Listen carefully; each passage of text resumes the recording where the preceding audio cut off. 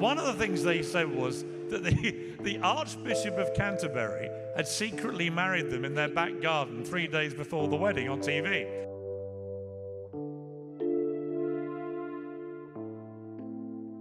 The British royal family has always been full of secrets, but this time, the drama feels bigger, louder, and more shocking than ever.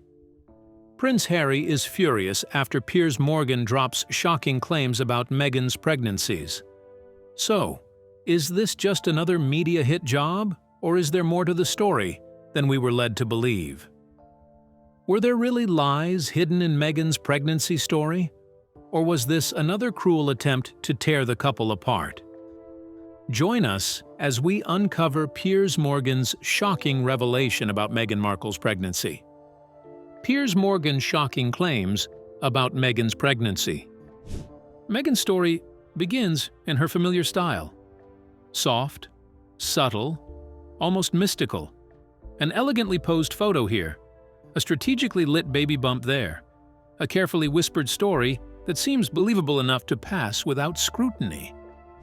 Then, almost magically, the public is expected to accept it, applaud it, and never ask questions. The hospital in Westminster, a private facility focused on women and children's health care, has a long royal history. Harry's cousins were born at Portland Hospital. But this time, people were curious. Leading the charge was Piers Morgan, who didn't hold back. When new evidence surfaced suggesting Meghan's pregnancy stories were inconsistent or even deliberately crafted, Piers did what he does best. He went all out. On air, he leaned forward, slammed the desk, and demanded, "So, which part was real? Any of it?" He argued that the Sussexes' public image and what little remained of their royal reputation were being destroyed. The timing couldn't have been more perfect. The Sussex narrative machine had been stumbling for months, struggling from one PR failure to another. And now Piers labeled this situation the mother of all contradictions. According to him, Meghan's stories didn't just fail to add up. They directly contradicted each other in ways that would make any scriptwriter sweat. And the evidence he claimed wasn't quietly leaked. It arrived like a grenade over the palace gates. Internal notes, conflicting timelines, statements that didn't match, and photos that, to Piers, proved one thing clearly. Meghan Markle had been staging motherhood moments as carefully as she staged PR moments, controlling lighting, angles, and narrative. He highlighted how paparazzi and journalists followed every move. Clips, photos, and appearances were inconsistent. The bump sometimes high, sometimes low, moments of cradling followed by moments of nothing. While most people understand that clothing, posture, and camera angles can create illusions, Piers argued this wasn't coincidence. It was marketing. He claimed the public pregnancy timeline didn't match the behind-the-scenes reality. Medical secrecy wasn't about privacy. It was distraction. Every confusion, every unanswered question, he argued, was part of a carefully curated story of maternal suffering. According to him, a fictional insider finally leaked the real timeline. Diary notes, scheduling memos, and hospital records that completely contradicted Meghan's public account. Dates didn't match. Appearances didn't match trimesters. Hospital visits coincided with photos of Meghan across town, and that serene, quiet hospital arrival. According to these notes, she wasn't even there. Piers slammed the papers on his desk. "I'm sick of being told to accept whatever version Meghan Markle invents," he said. "I'm sick of being called a conspiracy theorist for pointing out inconsistencies staring everyone in the face." He painted Meghan not as a woman oppressed by the palace, but as someone who weaponized her pregnancy, turning motherhood into an emotional shield, a card to silence critics, and a way to control her narrative. The memos, he said, showed aides fulfilling unusual requests, multiple staff working double shifts, and every detail managed to perfection. Privacy wasn't the goal, production control was. Piers highlighted contradictions. Claims of extreme morning sickness versus public appearances looking perfectly fine. Statements of isolation versus memos showing staff assignments. Dramatic cradling at events, followed by effortless activity days later. He called it rehearsal, dramaturgy, and brand building. Even the birth narrative, he said, had multiple versions drafted in advance to control the media's story. As the fictional exposé unfolded, Piers painted a picture of someone scripting her life in real time, bending reality to fit her narrative. He argued that the motive wasn't just attention, it was emotional leverage. Every allegation, every dramatic revelation followed a precise plot line. He referenced the Oprah interview showing how timing, delivery, and emotion created cinematic effect.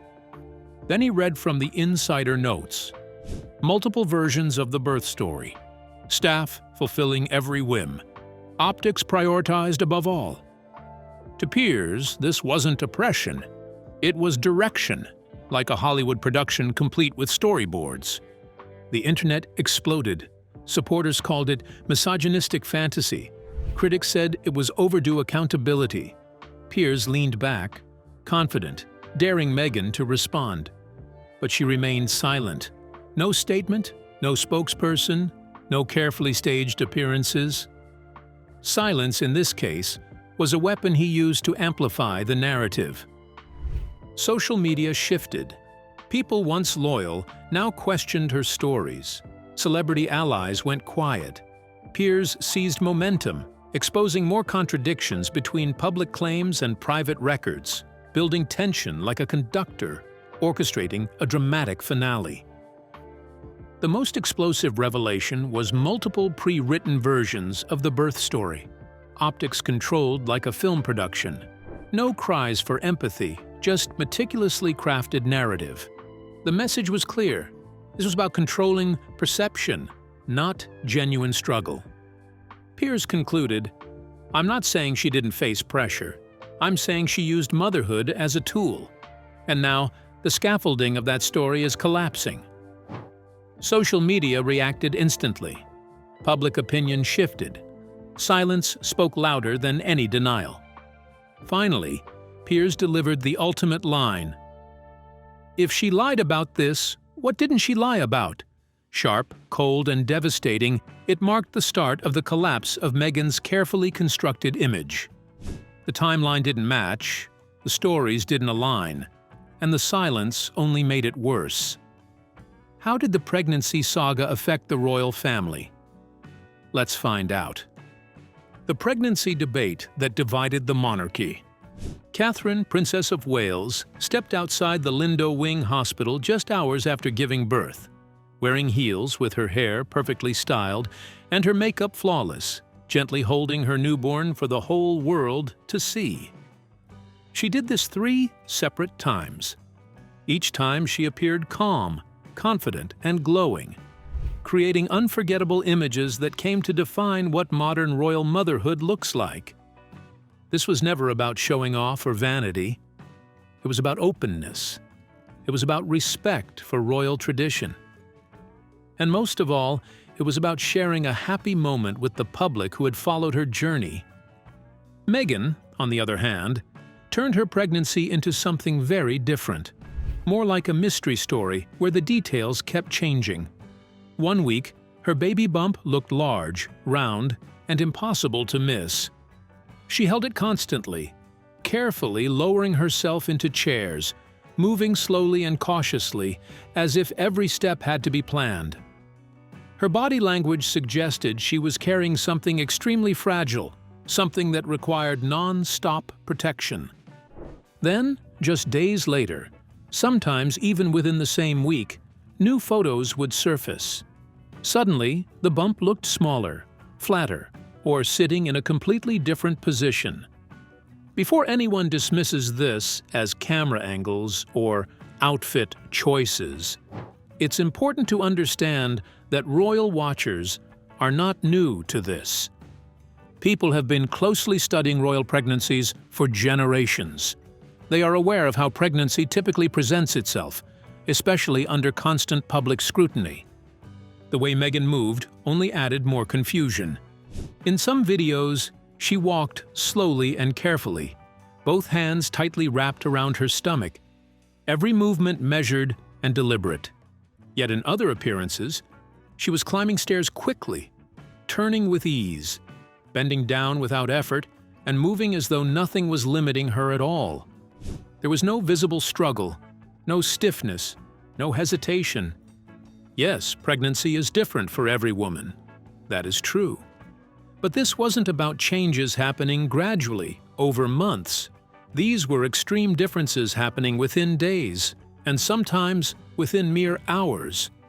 In one appearance, she looked so heavily pregnant that movement seemed difficult. In the next, she appeared almost athletic, walking confidently in 5-inch stilettos as if her body felt completely free. People began taking screenshots. They compared photos side by side. Timelines were created. Once everything was laid out visually, the inconsistencies became very hard to ignore. This wasn't just one strange picture that could be explained away. It was a repeated pattern. Very pregnant when cameras were perfectly placed, then suddenly incredibly mobile when they weren't. As always, once the internet focuses on something like this, the scrutiny becomes intense. Royal discussion forums lit up. Comment sections are filled with the same question asked again and again in different ways. Slowly, an uncomfortable idea began forming in people's minds, one that no one really wanted to say out loud. The photos alone raised serious doubts, but when Piers Morgan later referenced alleged documents, whatever benefit of the doubt remained for many people completely disappeared. How can a baby bump change like that? How can someone move with such difficulty one day and with complete ease the next? Let's explore further. Meghan's pregnancy controversy. According to claims that later surfaced and were never clearly denied, something troubling began to emerge behind the scenes. Internal scheduling notes were said to be quietly circulating.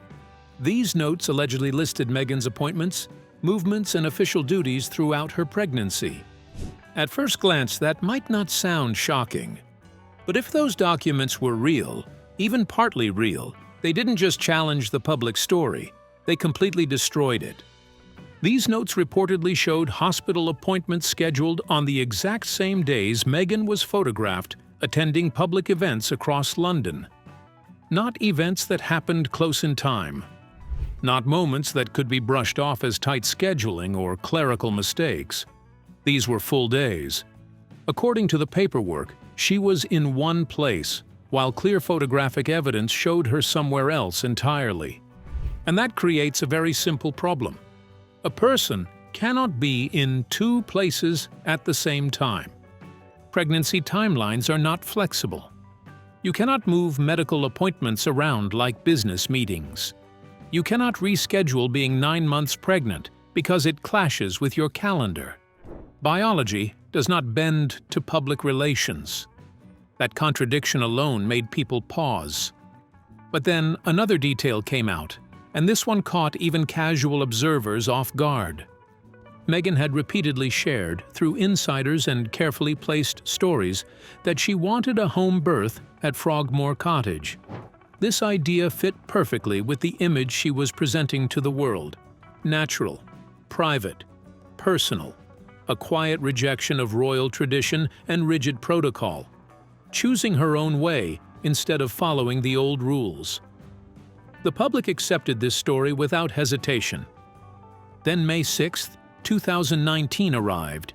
Without warning, without explanation, without even a brief statement, it was announced that she had given birth at Portland Hospital in London instead. Now, to be absolutely clear, hospital births are completely normal and often the safest choice. No one questioned the medical decision itself. That was never the issue. The real problem was the silence. There was no explanation. Not a single sentence about why the plans changed. No mention of medical advice. No acknowledgement that the story had suddenly taken a sharp turn. Nothing. Just silence. Loud, uncomfortable, suspicious silence. When someone builds a very public narrative, especially one tied to personal values like privacy, natural living, and independence, people reasonably expect at least a brief explanation when that narrative collapses overnight. But none came. The palace did not clarify. Meghan did not address it. The story simply changed, as if the home birth promise had never existed at all, as if the public was supposed to forget it entirely. That silence did something dangerous. It made people look backward. They began rewatching interviews, rereading statements, re-examining timelines. They started questioning how much of the carefully crafted story had ever been true in the first place. Because when one major promise disappears without explanation, it naturally makes people wonder what else they were told that might quietly vanish the same way. This is where Piers Morgan stepped in, and he did not hold back. This was the claim that truly split public opinion down the middle. According to Piers, multiple versions of Archie's birth announcement were written before the baby was even born. So, who plans motherhood like a corporate PR campaign? Who writes alternative versions of their child's birth announcement the way a company plans a product launch? Let's take a closer look. Royal birth announcement that triggered Meghan's narrative. The Buckingham Palace timing disaster pulled back the curtain and showed just how carefully planned this entire situation really was. Harry and Meghan did not inform Buckingham Palace when Meghan went into labor.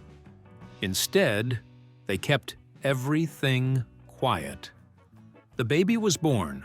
Hours passed, and only then did they finally alert the official royal communications team at 6 a.m. By that point, Buckingham Palace was completely caught off guard. With no warning and no clear details, palace officials rushed to release a public announcement 40 minutes later. But almost immediately, that announcement fell apart. Harry and Meghan's own version of events claimed the baby had been born several hours earlier, directly contradicting what the palace had just told the world. Suddenly, Buckingham Palace looked terrible. To the public, it appeared as if they were either lying or completely incompetent. But the truth was far more damaging. They had been deliberately shut out. They were left in the dark on purpose. This was not a simple mistake. It was not confusing. It was not bad communication. This was Harry and Meghan setting up the institution to fail. By withholding information, they created a situation where the palace would look dishonest or manipulative, while they stood back and played innocent. They controlled the clock, the story, and the fallout. Piers Morgan jumped on this immediately, and for good reason. It revealed something very important about how Meghan operated. Every detail had to be tightly managed. Every announcement had to happen on her schedule, in her way. Every piece of information had to serve her image and her narrative. This was not a woman joyfully sharing a life-changing moment with the world. This was someone carefully directing a performance, controlling every angle, even if it meant making the palace look bad in the process. Once people noticed that level of planning and control, they could not unsee it. The fairy tale started to crack, and underneath it was something far less magical and far more calculated than many were comfortable admitting. And this is where Meghan's victim story truly begins to fall apart. During the Oprah interview, Meghan painted a heartbreaking picture of her pregnancy. She described herself as abandoned by palace staff, isolated, unsupported, and left to suffer inside a cold, uncaring institution that supposedly ignored her well-being.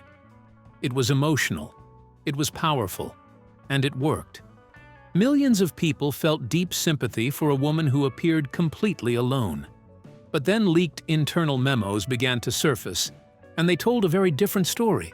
According to these documents, which no one has successfully denied, palace staff were instructed to meet every single request Meghan made, and not later, not when possible, but immediately. Staff reportedly rearranged their schedules, canceled existing commitments, and worked double shifts to deal with last-minute wardrobe changes and sudden demands.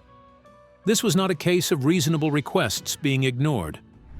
This was an entire institution bending over backwards to keep one person satisfied. The most damaging detail involved meetings and briefings. According to the paperwork, Meghan was invited to attend important discussions and planning sessions on multiple occasions.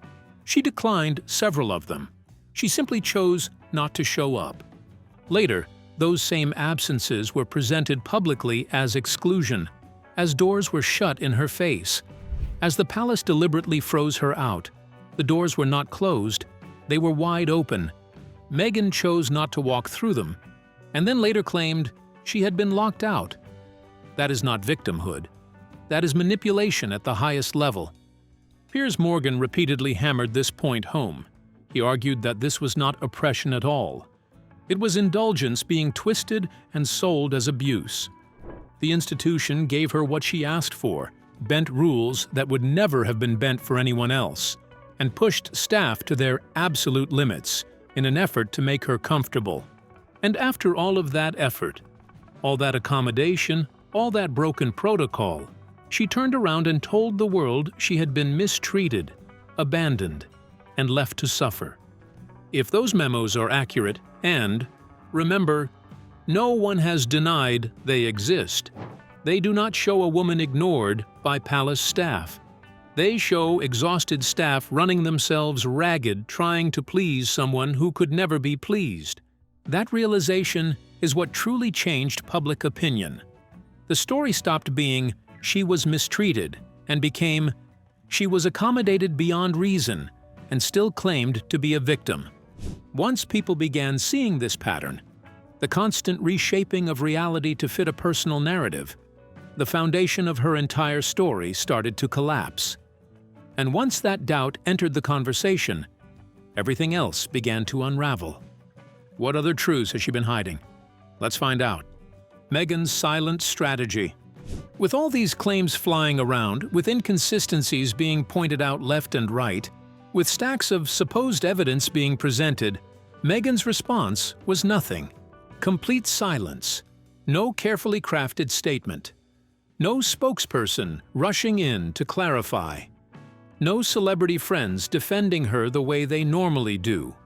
No palace explanation. No legal threats. Absolutely nothing.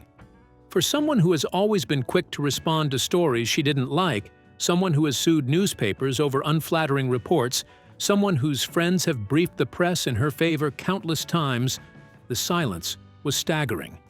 It was loud in its absence. And of course, Piers Morgan, being Piers Morgan, hammered this point relentlessly on every platform he could find.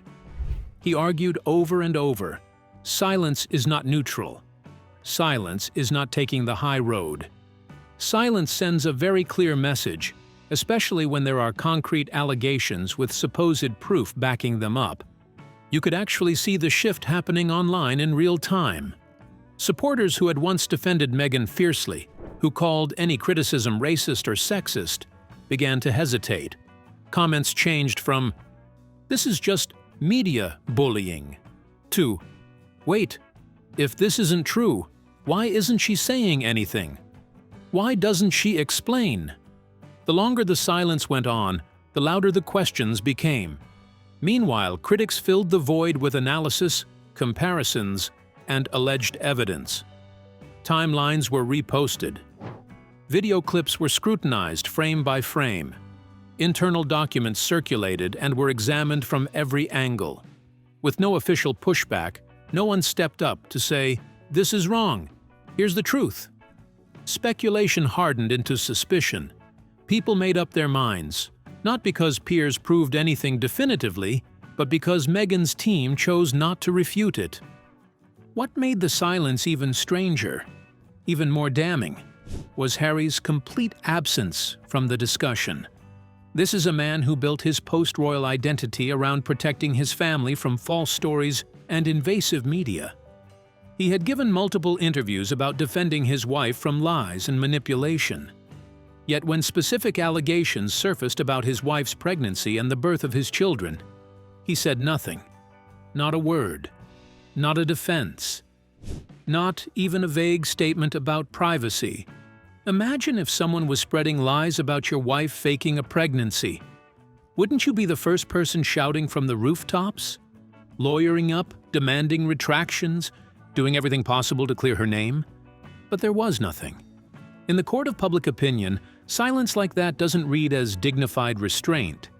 It reads as avoidance. It reads like someone who knows that answering might open more questions than they can handle. Once those doubts took hold in the public's mind, everything came under scrutiny. Not even the Oprah interview, once untouchable, was safe. Piers dissected it frame by frame, moment by moment. The pauses seemed just a little too perfect. The tears appeared but never fell, always stopping before they could ruin the makeup. The emotional beats built to crescendos and then released exactly when they needed to, for maximum impact. According to Piers, the vulnerability didn't feel spontaneous. It didn't feel fake, but it felt rehearsed, performed, delivered with the precision of someone who knew exactly which emotional notes to hit. Then came the comparison. Piers lined up the Oprah interview against Meghan's earlier podcast appearances and other interviews. Same pacing, same cadence, same buildup of emotion followed by dramatic release. Same careful word choices, same theatrical pauses. To observers, this wasn't someone spontaneously sharing pain. It was someone who had perfected the performance over time. Once this pattern was pointed out, once viewers noticed it, it was impossible to watch her the same way again. What once seemed raw and authentic now felt crafted, calculated, designed to provoke a specific reaction. Piers' most controversial point, the one that enraged critics but resonated with skeptics, was this. Motherhood had become Meghan's shield, her ultimate defense against criticism. By centering her public persona around pregnancy, vulnerability, and the struggles of being an expectant mother under media scrutiny, she created what he called a cultural force field. Questioning any inconsistency became socially unacceptable.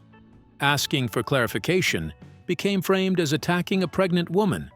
Criticism, no matter how valid, transformed into alleged abuse or bullying. And culturally, that strategy worked perfectly.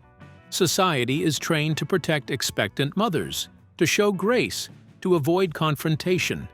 Piers argued this instinct was being used strategically. Every time scrutiny intensified, the conversation pivoted back to pregnancy stress and emotional hardship. He wasn't claiming the motherhood was fake. He argued it was used as a narrative tool, a buffer against pressure. Every time tough questions appeared, the focus shifted to Meghan's suffering as a pregnant woman, burying the original issues under layers of outrage at questioning her. If everything is real, if the story holds up, if the truth is truly on her side, why would it need so much guarding? Let's explore further. Trust and credibility crisis. By the time all the pieces were laid out, photographs highlighting inconsistencies, alleged documents, strange shifts in the story, and an almost deafening silence, the controversy had grown into something far bigger than debates over pregnancy photos or hospital timelines. This wasn't just about what happened in a specific moment. It had become a battle over trust, over credibility, over whether anything Meghan and Harry said could be taken at face value anymore. Once people feel like they've been told a story that doesn't add up, they start questioning everything. Not necessarily with anger, but with caution, with skepticism. And that kind of doubt doesn't announce itself loudly. It sneaks in, it lingers, it colors every interview, every statement, every public appearance from that point forward. The damage didn't come from a single claim. It came from the accumulation, the piling up of inconsistencies until the foundation of the story collapsed. Shifting timelines, alleged scheduling conflicts, staged photo opportunities, pre-written announcements, the silence when questions arose, they all stacked together to form a picture that millions of people couldn't reconcile with the victim narrative they were being asked to believe. And what made it even worse? The contrast. Compare Meghan's approach to how William and Catherine handled things. Catherine stood outside the hospital hours after giving birth, 3 times, in heels, full makeup, sharing those private, intimate moments with the public. Transparent, traditional, open. Meghan, on the other hand, wrapped everything in mystery.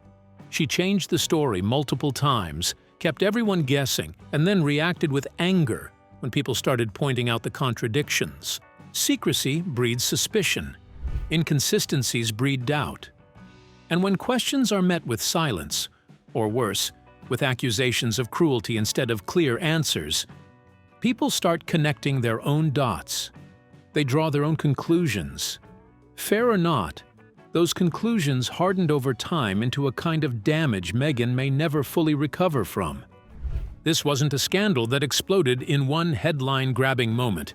It seeped slowly, quietly, persistently into the public's mind until it became impossible to ignore.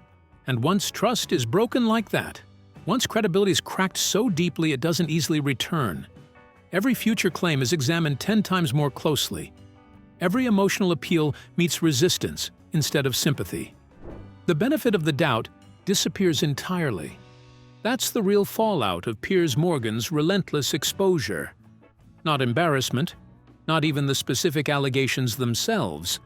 The lasting damage is the complete erosion of credibility. Because credibility, once thoroughly questioned, never fully returns. Every time Meghan speaks now, every time she tells her story, part of the audience isn't listening to understand.